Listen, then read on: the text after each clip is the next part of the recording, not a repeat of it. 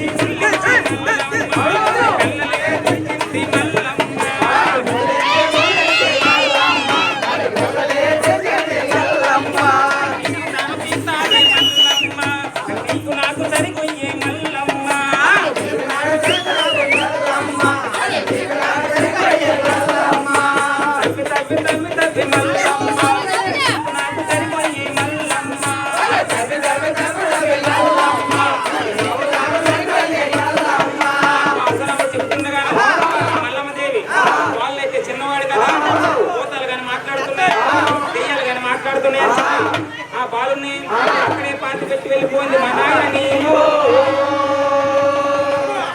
మరి ఆ శ్మశాన వాటిలో ఉన్న పరశురాముడు మరి ఏం చేస్తున్నా నాయన పంగురు పంగురు కోని రామ